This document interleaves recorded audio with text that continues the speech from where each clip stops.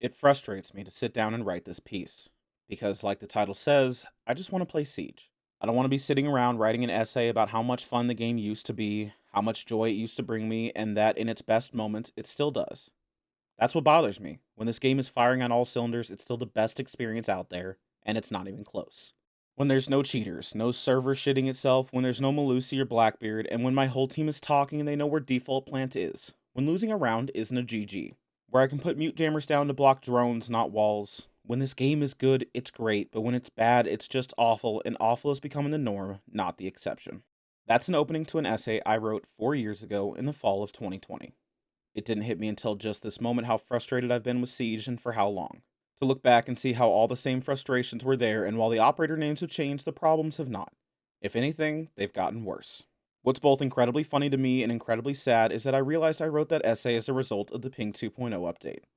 Something that I said would destroy the game when it came out, and years later it remains one of my most constant complaints. Over the years, I've watched my favorite game become something that I don't recognize. We've chipped away at its soul in search of a bigger player base and larger profit margins. It's a problem across all of Ubisoft, it seems. They find success by taking a chance and daring to be different, but then when they find that unique game that sets them apart, they make it just enough like those around them to attract the more average player, often leaving behind those who built the foundation of an empire. I've been around for years. I've seen it all. I've witnessed both the best and worst of Siege, and even when I no longer enjoyed the product I was given, I stuck around in the hopes that I would see my favorite game return. I felt trapped because there was something so wonderful that felt just inches away at all times, but I wasn't the one with the ability to reach out and grab it. I was at the mercy of those with true power to make decisions. I was playing Siege because I loved it, but I didn't like it. Let's talk about why.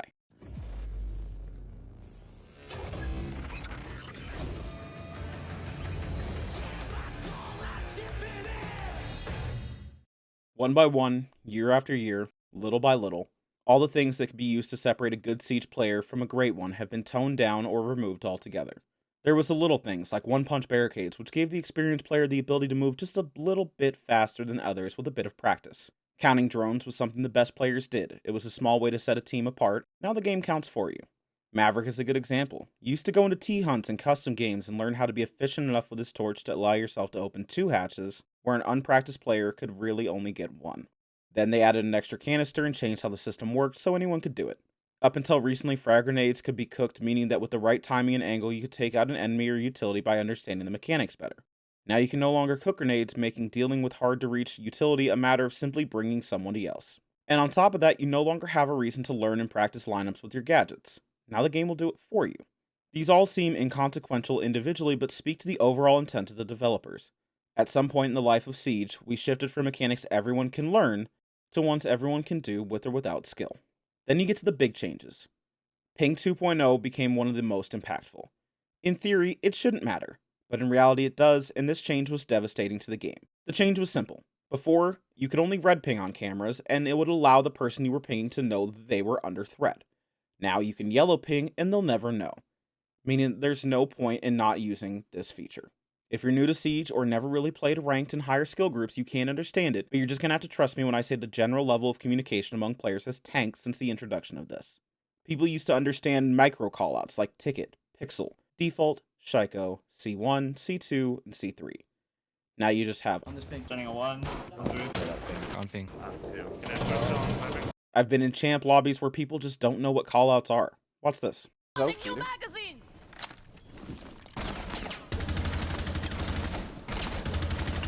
I think he's macroing, if I'm honest. Yeah, 100%. Dude's macroing. Which is crazy.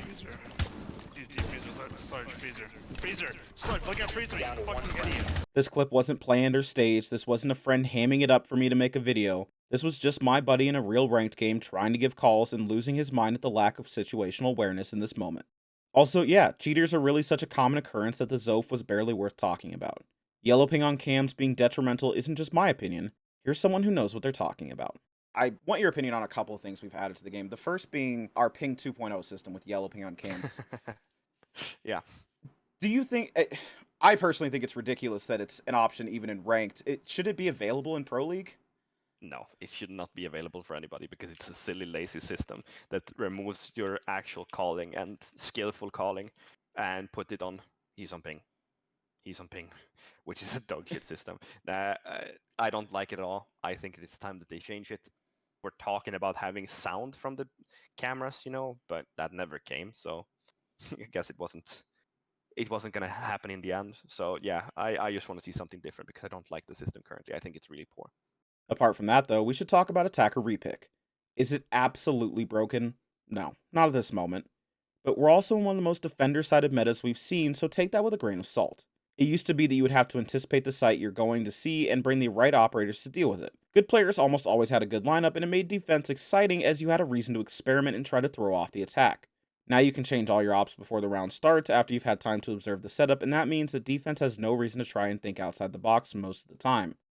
There's a plethora of incredibly strong defending ops, and that means you can just bring whatever you want and hide nothing. Attacker repick means that adaptations made after a round starts trying to work around whatever you were missing going into attack is now gone, as you simply always have the right tools for the job unless you're trolling. The compromise I would offer is to simply allow attackers to change loadouts, but not operators during this phase, swapping out breaching charges for claymores or an ACOG for a hollow, things of this nature, allowing for adaptation to a scenario but still requiring problem solving. These were my original thoughts, but I will say I've been won over to the side of attacker repick after speaking to those who are smarter than me. I'm willing to admit I was wrong.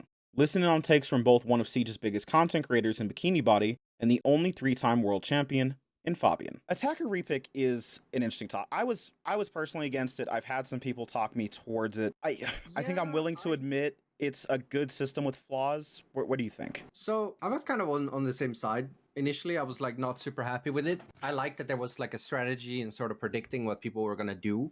Exactly.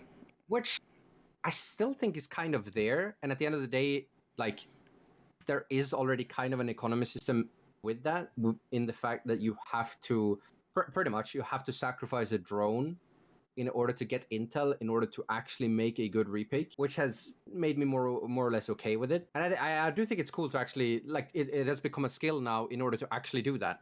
I think it's a good thing, because I do think that if we didn't have attacker repick, what would happen is that we would have like absurdly linear operator picks every round, because you wouldn't have a choice, just because you need to play what's best for everything, not just what's best for some things.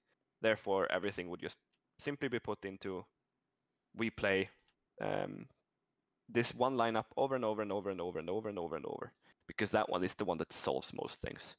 And that's not a good idea to have it either, I don't think. Which we did actually see for a couple of years. There was just no reason not to bring the best attacking lineup. Yeah, why wouldn't you? I mean, it gave you all the advantages, so why wouldn't you do that? I happen to have started the script before Invite and picking it back up after, so this point seems to have been understood and accepted by the developers. For a long time in Siege, all the options you had were one-time sights, more often seen in the holographic, and magnified sights, often seen in the ACOG. This meant that you had to make a choice. Did you want to have an advantage over long ranges with the ACOG and struggle in close-up fights? Or have the comfort to take those close engagements the game is known for, but be caught out at distance against attackers with more powerful weapons, or defenders with more powerful angles? This choice could really affect your playstyle round to round and change how you played. Then we saw the introduction of the 1.5 times scope, the one that could do it all. Overnight, you no longer had to choose. This minor magnification, combined with the stretch aspect ratios most higher level players were running, could challenge even the longest angles, but find almost no downsides in close encounters. It was the perfect middle-of-the-road option with nearly no downsides. This was a nightmare for the balancing team for a long time, but with the complete removal of the 1.5 coming in year 9, it seems even the devs couldn't overcome it and are willing to admit they were wrong. All these changes could have been bad enough, but it seems the words 2.0 being attached to something would go on to indicate a disaster in the making. So when they announced Ranked 2.0, we should have known how bad life was about to get for Rainbow Six players. This has to be prefaced with the fact that Ranked 1.0 wasn't perfect by any means, but at the very least it did what Ranked was supposed to do. Put the pressure on and making losing matter. If you weren't a competitive player, your performance in Ranked mattered to you, and so you played like it, giving it your all. That went away for most of us with the introduction of Ranked 2.0. A new system was introduced where your rank suddenly meant nothing, better at tracking time played than your skill level.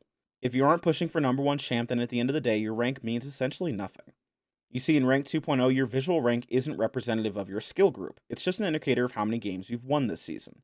Regardless of your shown rank, you will always play at the same skill level assigned to you in the background. What was once at least some kind of achievement to be shown off in terms of the charm you get at the end of the season is now essentially meaningless. If you think that's hyperbole, here's my example. Despite playing among champs and diamonds, I never once reached true diamond status in Ranked 1.0. I touched the precipice multiple times but could never get over the hump, I just wasn't good enough. In Ranked 2.0, I've managed to reach diamond every season with not only a negative KD, but also a negative win rate. It's the second highest rank in the game, and I never have to win more than I lose to get there. This is a system that is broken, and as a result, players act like the system is broken. Ranked is no longer taken seriously by the majority of the player base because there's basically no benefit to it. If you truly want to prove you're great at Siege, you have to go beyond Ranked and play competitively, so with the search for the charm gone, now there's nothing left to motivate players to care inside the server. So what if you care enough to try and challenge yourself at a higher level? What does it look like? As for the game itself, can you speak to the differences between ranked play and genuine competitive play? Just the structure of it.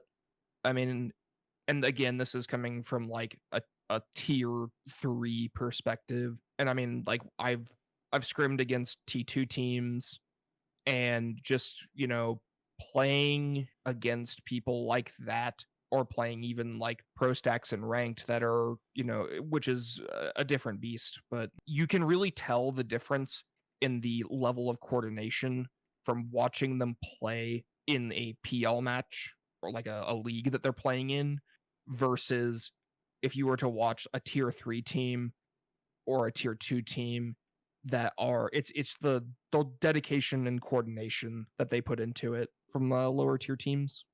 We'll talk about competitive Siege in a minute, and believe me, I have much to say about that scene, but for now, let's take a step down in terms of competition. Back when we had Ranked 1.0 and the realities of losing could be brutal, there wasn't always something you wanted to do there. However, for some of us, the prospect of playing casual was just very much unappealing. We needed an in-between, and one day we got it. Unranked was one of the rare cases in which we as a community got exactly what we asked for. The ranks format, 3-minute rounds, operator and map bans, abandon penalties so people didn't just leave after they died, the imperfect but better ranked map pool, but no soul-crushing losses to set you back a week and make you get off. There was differences of opinion when it came to how seriously you should take the game mode. Some people viewed it as essentially casual, some people thought it should be essentially ranked, and collegiate players thought it was required to treat it as though it was a 6th Invitational Grand Final running the most insanely dispensed strats you've ever seen in your life. Seriously guys, go play ranked. I viewed it as something in the middle, leaning slightly more towards the ranked side of it. I always viewed it as you should drone on attack and set up side on defense, but take your ones. Use your util, but it didn't need to be a Dark Zero execute. This was a place to try out new setups or ways to beat those setups. There was no hard rules though. Try out your new spawn peak or something outrageous you saw in a Coconut Bra video. Unranked was what kept me afloat when I just didn't want to play Siege anymore. It was a way to hop in with friends and just hang out, and I loved that. I never heard of a single bad word being said about Unranked. It served the needs of the people who played it perfectly. So, being Ubisoft, they ruined it. We now have what they call Standard. You take the Unranked formula, but remove bans, meaning you can't vote out that map you despise or remove overpowered operators from the pool. Then you add the casual maps to the list of available places you can play, meaning that you'll play outdated and unbalanced maps which have no sense of competitive integrity. But it's not casual, you can't just leave you're forced into a possible 7 rounds of misery. Not to worry though, overtime is only 1 round, so you know that's good because you'll spend less time being miserable, and won't have a real chance at closing out a close game if you lose that coin flip for sides. So it's casual, but you're stuck there. I call Ranked 2.0 Unranked with a battle pass because the ranks are basically just a way to track games played, but that didn't mean you had to go and ruin Unranked. Don't worry though, as everyone got the same treatment. Casual got the 2.0 banner as it became Quick Match. What defines Siege? It's fast and dynamic gameplay, it's satisfying gunplay, its wide variety of operators. Sure, all these things are essential, but what defines a round of Siege? Attacker drones encouraging information gathering on the attacking side, perhaps? The fact that the defenses can set up the site differently every time, leading to unique experiences that promote clever gameplay? What if we just yanked it? Set up site for players, make the prep phase shorter, and reveal the site to attackers who now have really no reason to do anything in prep phase. I understand the need to search for a more casual audience, but why sacrifice core fundamentals of the game to do so? Siege hit its peak popularity because of what separated it from other games, not what overlapped. Casual used to be a place for the most creative Siege players to express themselves, now that chance at creativity is gone. On top of that lack of creativity, they have also chosen to actively encourage bad habits with these new changes. Not only are we teaching players not to reinforce or to learn where to reinforce the walls on site or where to make rotates, we're teaching bad setups. I know the beauty of Siege is that there are technically no bad setups, and in some ways that's true, but you can certainly point out flaws in the logic. You can see plain as day they simply don't consult any high-level players when determining the default setup for these sites. Here's an example on Clubhouse Cash Room. This is one of the most straightforward sites in the game without a lot of room for interpretation. Here's the default setup. 4 bottom garage walls and this one on rafters get reinforced to protect the player or players holding down this vital area. Head holes here to allow the rafters player to fight back or contest attackers who have killed your rafters player. Next up, the 2 outside walls from server get reinforced. A single red wall gets reinforced to protect the person here with head holes to contest the players from construction, and a rotate to allow movement into sight. You reinforce this outside wall to make entry to construction a bit harder for attackers and better allow you to fight them off. The only wall really up for debate is this one, which either gets head holes to actively contest a backside push or reinforced to do it passively. Here's what Ubisoft did.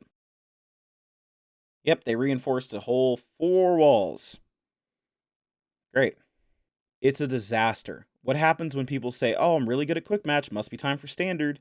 And because standard is now really just casual, those mistakes won't show up as a problem. So then, because Ranked 2.0 matchmaking is garbage and they end up in my lobby, I'm making head holes here and feed holes there and rotates there they've never seen before, using reinforcements entire floors away from sight, and now they're lost. Now I'm doing what I consider default, but I've got a guy completely lost in the whirlwind who decides he knows better and starts covering up rotates. Now I'm mad and we're both having a terrible experience. I simply can't understand why they will ignore real, genuine problems in this game and tell us, yes, don't worry, we've listened, and we've spent the last year ruining something that no one had an issue with. Don't just take it from me, though. I sat down with the king of casual himself to discuss the changes made in Quick Match 2.0 and everything wrong with the system. You have more time in casual game modes than I have in the game, so I'm going to label you an expert in this circumstance. Yeah. Let's break it down. To start with, what are the actual benefits of Quick Match 2.0? See, I don't really think there is. Saw that Really? coming. I mean, okay, so the benefits that someone that's, I guess, more objective in the sense would say is that you technically do get more quick games. You get into a game and it's just, you brain dead and you play it, right? And if that's an upside to you, then sure, that's an upside to you. But from me, from someone who loves Siege the way it's supposed to be and such, for me, I actually see that as a downside. Because to me, the game isn't about just getting in and having the game basically be played for you, right? I want to do the setup because that's what I like about it. I like setting up site. I like actually having to drone stuff out. I like actual Siege, and Quick Match 2.0 doesn't actually serve that. It does the opposite. And yeah, some people will want that because there's going to be people who are actually they don't want to play normal Siege. They just want to run around and gun. For them, it might look like an upside, but I think as someone who truly appreciates Siege for what it's supposed to be, I think it's a downside. Do you think it's going to overall, over the course of the lifetime of the game, maybe cause problems as players come into the game, are introduced to it, say, oh, this is Siege, and then they hop into Ranked, maybe even Standard, and they don't really understand why the game is so different? What I do find it problematic is for experienced players more, because I dislike Quick Match because it builds bad habits. And I've seen that with friends that, maybe they've been playing Quick Match 2.0, right, because they want to play certain maps that aren't available in Standard, like Favela and stuff, or they've been playing it because they want to play Recruit. Recruit is only available in Quick Match, right? But I've seen those people then go into Standard, and then these kind of bad habits that they've been creating in Quick Match 2.0 has followed over into other modes. Suddenly they don't reinforce because they're simply not used to reinforcing. And that's really what I have a gripe with. I wouldn't mind Quick Match 2.0 if it simply just existed and I didn't have to touch it myself. And it also didn't ruin the mode that I liked to play previously, which I did. But I also dislike it because it overall makes the community stupider. How has people that, kind of really enjoyed casual over the years, have they left the game? Are they playing Quick Match 2.0? Are we seeing the community shift? Are they leaving? How did it impact it? I had a lot of friends that ended up leaving the game. I was a multitude of things, not just that, but that was kind of like the drop that filled the cup, so to speak. It was just one of those changes that made it even less more TDM friendly, which they didn't like. So I had friends quit the game. I've also had community members that aren't especially happy with it. I still have friends that do play it, but again, they don't necessarily like it. They know that it's worse, but they're still playing it because Standard has its own issues. So there's that. In general, I think the community is on my side with it, even though some of people might still play it reluctantly. So, but generally speaking, people seem to be against the changes, I guess you could say. Do you think there's any fixing Quick Match 2.0, or are we at a point where you just kind of have to say we have to revert it? There's no small changes that makes this right. So there is the whole argument with like sunk cost fallacy, right? Like someone has spent a lot of time, effort, and resources developing this. So just throwing it out, I highly doubt that they do. But I mean, eventually, right, they're gonna have to do something because it's gonna go down as a failure. But there's also the whole thing like when I had a game studio for a couple of years, and one concept that we got familiar with very early on is the whole concept of killing your darlings. Like never really get attached to features and stuff because they might, if you really, really want something in the game, but it just takes up so many time and resources, you're going to end up wasting a lot of time and resources on trying to make it work and not even knowing if it's going to work out in the end. So at that point, it's just better to actually kill it off. Which I think we're kind of getting to the point with Quick Match where like it is so bad and they just keep spending resources trying to fix it and it's just not going to get fixed. And maybe it would just be better to just revert it to the old system. But I don't know. It seems hard for Ubisoft to make that call. Can't play ranked. Can't play casual. Trapped with a mode in between that's made for nobody. Grinding used to be rewarded. You could see your progress every day. Now progress has been reduced to participation. There's still pride in being the best, but we used to have a game where being better than the guy in front of you was enough, and that's simply gone for anyone who's been around the block. My friends don't play this game anymore. There's no more sweaty 5 stacks on Friday nights, no more goofy strats in Unranked, no more time spent in custom games learning the new map or practicing something we saw in Pro League. Mixing both hard and soft destruction, intel devices such as attacker drones and defender cameras, different operator abilities and secondary utility, every round had the potential to be played out differently. This has always been the beauty of Siege and why it became my favorite game. It's not the methodical execution of Counter-Strike or the G-fueled rampage of Call of Duty. Siege, at its best, is problem solving. That was all you had to do. Solve one problem at a time while the other team tried to do the same thing, and while it's still an FPS at heart, over a full game, the team with the most consistent ability to solve problems would win. And this was true on both sides of the equation.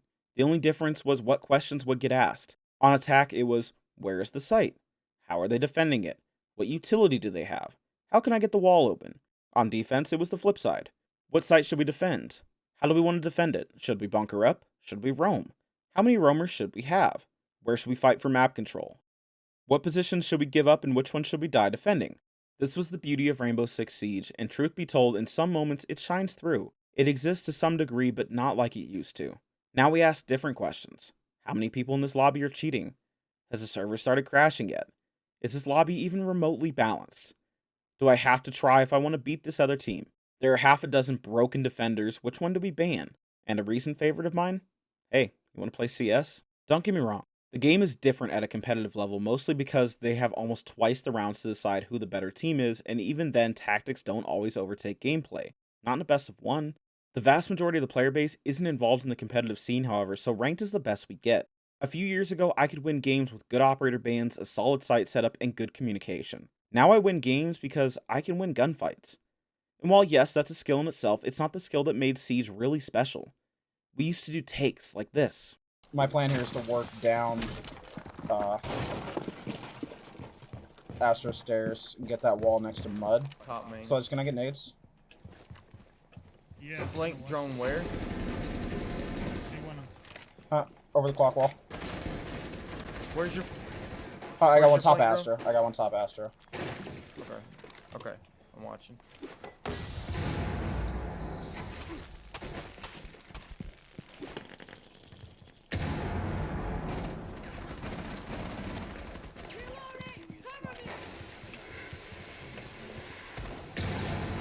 One in the vault. Jaeger was A zombie. That's a zombie. He's one shot. Alright. Jackal, if you hold me, I'm gonna plant this. Never mind. I'm sorry. One was in the vault, one on that door. You did nice. Last one was vault, I'm pretty sure. Sludge, can you come to me?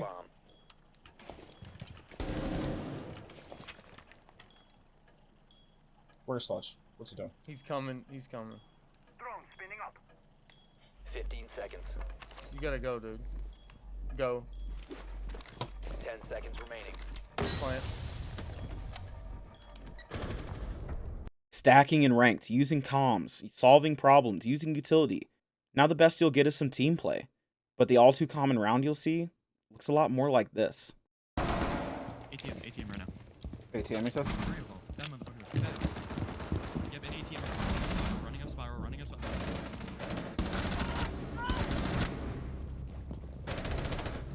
He's in my lobby. He's about to charge. Yeah, he's dead. He got him. Nice. Last operator standing. Alright. One left. I'm on camera just to let you guys know. He surrendered. Lamau. Professional Siege is the pinnacle of the game, and yet they suffer just like we suffer. Back before bans, they just had to live with operators like Blackbeard, Valk, and Ella. Then we finally got an operator who was so strong he brought entire lobbies to a standstill in Lion. Silvers out there would unironically tell you just to stand still, but even a good ranked team was able to abuse Lion. He went on to create a meta that would lead Brazil to its first trophy and left a bad taste in the mouth of pros who had to endure it.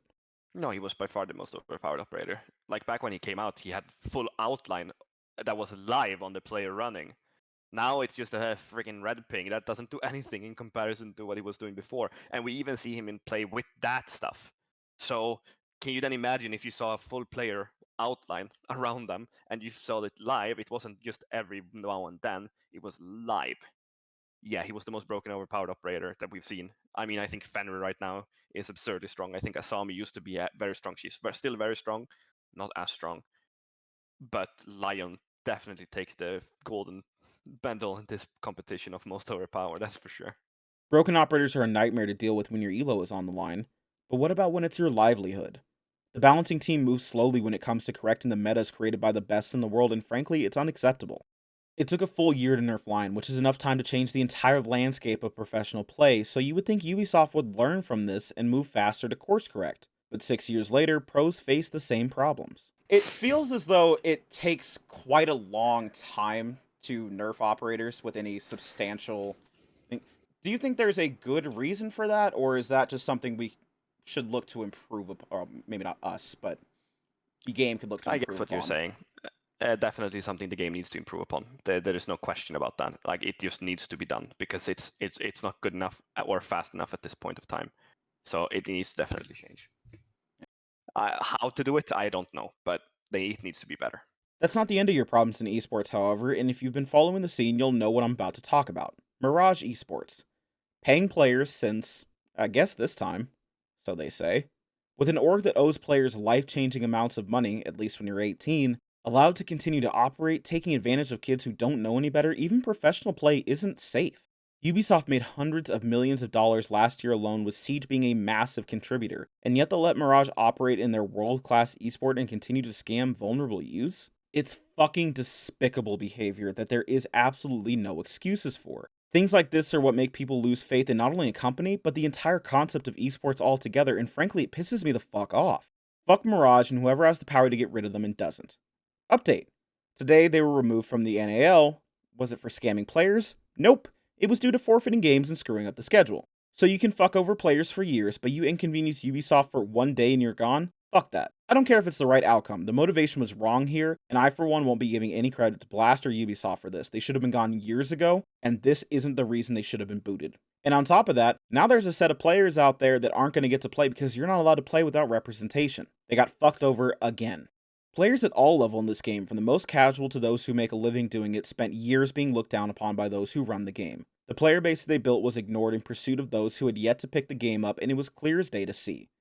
We could have been the best game in the world, something all our own, but you pissed it away in search of trying to be like everybody else.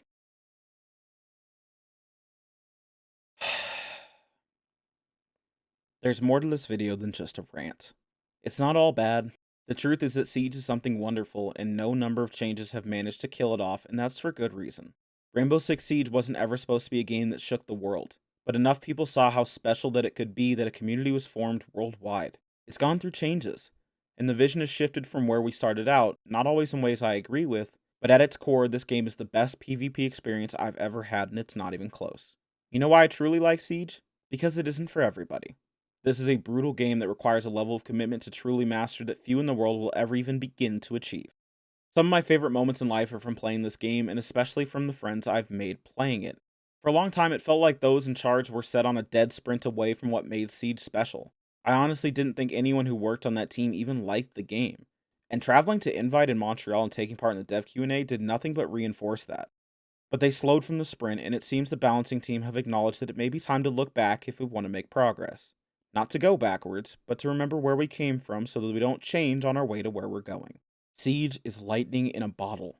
It seems so impossible that we would grab it again, but for the first time in years, I feel as though the people behind the game are more afraid of missing out on that chance at greatness than they are afraid of getting burned. And so they're flying out that kite one more time, willing to not only weather the storm, but embrace it. The last time that Siege underwent massive growth and success, it was accompanied by a special moment, a catalyst, if you will. And that was the 6th Invitational 2018. We saw one of the greatest comebacks in not just Siege's history, but all of esports. The defending champions and evil geniuses were faced with Penta Sports, a roster on a run of dominance that had them pegged as the favorites. I don't think anyone told that to EG, however, because they certainly didn't play like underdogs. Down 2-0, we all remember the clip of Fabian bringing his team back from the brink, something he has a knack for, it turns out. But that's not what he remembers. SI 18 for sure. Coming back from 0-2 down on the third map, Cafe, which, since we brought in Shatta to the team, we'd practiced once. We were like, when we went into the game plan there, we were like, okay, we're going to lose the third map. We know they're going to pick Cafe, and we are okay with that. We don't know when they're going to pick it, but we know they are going to pick it. If it's first or third, it doesn't matter to us. We'll play it, we will just have fun, and we'll do our own thing. And then it comes as the third map, and we're 0-3 down. It's like, well, we did our best, boys. What else can you do, right?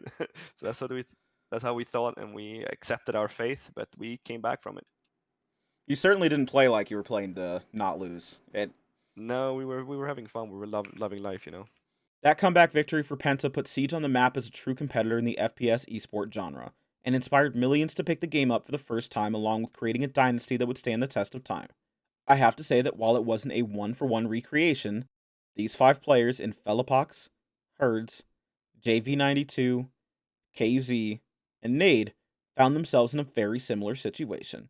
Winning both the Copenhagen and Atlanta majors came into invitationals the clear favorites, but they weren't perfect. Knocked into the lower bracket and forced to climb their way back up, they found themselves against Faze Clan, who looked like world beaters, taking their map ban advantage and absolutely rolling W7M in map 1. But there would be no need for a reverse sweep as the two teams would battle back and forth, trading kills, rounds, and maps until the final decider was upon them. Once again, Faze refused to play like an underdog, coming out swinging on Nighthaven laps, securing themselves match point, up 6-1 and poised for victory. But these are the moments in which champions are made, and W7M chose to remind us who they are, staring defeat in the face every single round but refusing to lose. Actual twin brothers in Nade and Handy faced off in this moment, battling out on the biggest stage Siege has ever seen, with 10,000 screaming fans surrounding them and another 500,000 around the world watching from their homes. We saw W7M rise to the occasion and establish themselves as the only true contenders for G2's crown. They aren't there quite yet, though, at least not according to Fabian, who thinks there's work to be done to claim the throne. I am curious, W7M have spent the last year proving they're the most dominant team in the world currently. And interestingly enough, the last time they lost a grand final, it was to G2 with you at the helm. You refused to allow G2 to pass the torch in that moment, but what about now? At what point is that Brazilian roster unquestionably the best to ever touch the game? What do they have to do to prove that? Oh, they're at least one more year of dominating away. I mean, we won Pro League titles, which in today's currency is majors, right? We have 4 of those.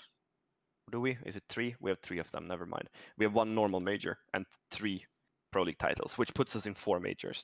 They've got 2 majors and 1 SI. We got 2 SIs.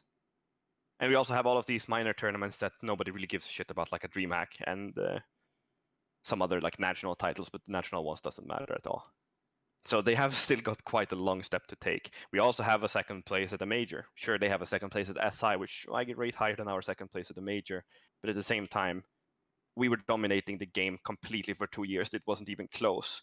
And then we look at W7M, and yeah, they're still close, and they're losing maps quite heavily. So I think that we still have a few more steps to see from W7M, which is now Furia, before I will consider them better than what we were. Siege Esports is magical. It reached the world once, and now we've done it again. And you know why? It's not just the spectacular plays inside the server. It's not just the storylines like regions clashing or brothers competing. It's not just the casters. It's not just the show matches. And it's not just how good the game is. It's the people in the scene that make it worth being a fan of. I've been to several events, and it appears I've cursed any team I've shown up to support. Both G2 at Invite 2020 and the Sonics at Invite 2023.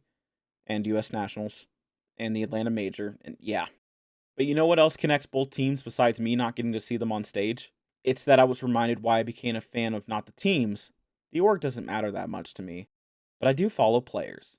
At SI 2023, I got on a plane as Sonics fan, and when I got off, I found out I wouldn't be watching them on the main stage. But funny enough, the player that made me a Sonics fan in Rexon was still there, and when I tweeted my disappointment the team wouldn't be signing autographs, he went out of his way to make sure I hadn't wasted my trip, finding me in Plospel to sign my silly little keyboard. That's not the only time it's happened, though. I didn't think I'd include it, but as much as he wears the persona of the bad guy, here's why the God Emperor will always continue to connect with his fans. I stood in line for about 3 hours waiting for a G2 autograph, and I didn't get to the front of the line. And you were the one person who stayed, and you did sign my keyboard, you talked to me for a little bit, and just as a fan, I have to tell you, that meant the world to me. And I wanted to say thank you for doing that. No worries. I think that is what it's all about, Like, players won't have a career without their fans. And I think that anyone who doesn't stay behind and sign everything is a piece of shit. Because they are the reason you're there. They're there for you. And also wouldn't be where you're at in life if it wasn't for the people supporting you. So I get pissed off when when players don't do that stuff. It's a punch in the gut for the people supporting you. So you have no excuse to not do it. I've spent a lot of time complaining, and I know that. But you have to understand, an exciting grand final and one good patch will not simply wash away years of problems I've endured in good faith, only to be so rarely rewarded. I've believed in Siege throughout the worst of it, and I'll continue to do so. And there's hope for the future, it must be said. Viewership at Invite was fantastic, bringing new eyes to Siege for the first time in years. And as I write this, we've just broken an all-time record for active players on Steam, which means people are playing. Nerfs have been announced or launched for many of the most broken operators in the game, meaning that we could see a balanced Siege by the end of the year. We've witnessed a team begin to establish themselves as the next true Dynasty, even if they aren't there yet. And if you saw my video on Fabian and the Talons, you know there's a pro scene poised for massive growth as we see the potential for the rise of a whole new region. Siege will always be the game I love. Time is proving nothing will ever change that. But maybe, just maybe, we're on the verge of it being a game I like again too. I'd like to thank you for listening. If you've made it this far, you might as well subscribe and help me push towards 1,000 followers. I deeply appreciate it. I have a Discord where we play Siege and talk entertainment, so if that's your vibe, join using the link down below and hit the button for video notifications. If you want more regular updates on the progress of videos, then follow me on Twitter as I tend to be far more active there. With that being said, I hope you consider giving Siege a second chance if you left it in the last couple of years. I think it's worth it. Anyways, this is Purple signing off. Have a wonderful night, and always remember to smile. Thanks, guys. This was supposed to be the end of the video, but I made a mistake. I'm sure somebody noticed, and you're right, I did exclude something very important from this video. I talked about the worst parts of Siege because I thought it was important. And I talked about the best parts of Siege because that's what I wanted you to remember as you saw the credits roll. But I left out a key piece. I talked about how the people in our community are what hold it up, but I left out a pillar. Kickstarter meant a lot to both Siege as a whole and me on a personal level.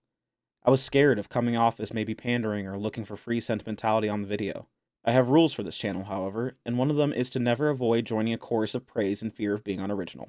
I won't write you any stories. It's enough to say that Michael Kickstar Stockley was a wonderful human being that brought a smile to me and millions more around the world. He was one of our first stars inside the server, and his voice would go on to become synonymous with the game we all loved as he refined his craft, raising Siege's casting to a level of excellence we've yet to see again. I'm sure he's proud that we were able to carry on without him, but his absence is felt in every minute of every game, and if I'm honest, every crowning moment has felt just a little bit hollow without him. He lifted up all those around him with his presence, and now manages to do so even as a memory. Looking back on these clips has put a smile on my face. But there's no use mourning someone's passing when we could celebrate their life. So here's some of my favorite moments from Kickstar to play you out. Friendly, last operator. Okay.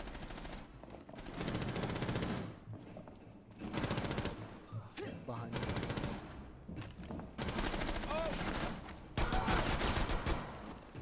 Okay, get that. Oh Op 4 eliminated. The plant going down. Bio has to cover. And he's gonna do a great job of it, but no! Jarvis drops from CEO! Bio still has time to win the fights, but why are you sprinting, Bio? But Ubisoft came in really close today, and they made it work before our game. Clearly, we are their favorite team, right? Because every game was not as good as ours because it was a bit laggy, but then they're like, G2's about to play. We're gonna make it nice for them. We're gonna... Oh, the timing!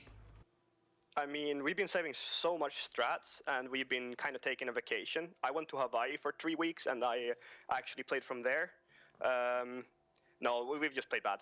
We had a bad performance for a while. Shit happens. You know, every team is going to have bad performances. 3 tips for players trying to improve from gold to plat. Okay. Don't think about your rank. Rank doesn't mean fucking anything. Nothing. It means nothing. So just establish that first. You should be able to 1v5 every round. If you can't 1v5 every fucking round, then you don't deserve to be promoted. So focus on you. I feel like we haven't had a good example of Tachanka yet. Navi tried. Downstairs on the bottom floor, yes, but I still feel like there's untapped potential for Tachanka that we haven't witnessed. Space station on Villa. Remember that? Michael, I distinctly said on console, please follow along. Oh, I didn't hear that part. Unbelievable. I was half deaf. This is my excuse. You can't keep using that as an excuse. I totally can, and I just did. 4 years of casting together, ladies and gentlemen, and every time he doesn't hear or doesn't listen to what I'm saying, he goes, oh my God. I'm sorry, what'd you say? Oh my God. I'm half deaf. You're gonna have to speak up. Empire are on match point, Michael. Whoa, that's crazy. Is that loud enough for you, I'm son? half blind. I didn't see that. Thanks for pointing it out to me, Parker. Oh my goodness. Anyway. All right, it's 3:30. I've been streaming for 3.5 hours. I'm gonna leave. I'm gonna go for a drive with Stallion, I guess. We'll meet up with Stallion, and so I can use the rest of my day. Let's see, what day is today? Is today Monday? Yeah, Tuesday. So tomorrow I'll probably stream. So I guess I'll see you guys then. Probably stream for longer tomorrow, since I'm going for a drive today. Ugh. Thank you for watching, everybody. It was a pretty fucked stream today, but I mean I had fun anyway. So thank you for making it fun, and yeah, see you tomorrow. Bye bye.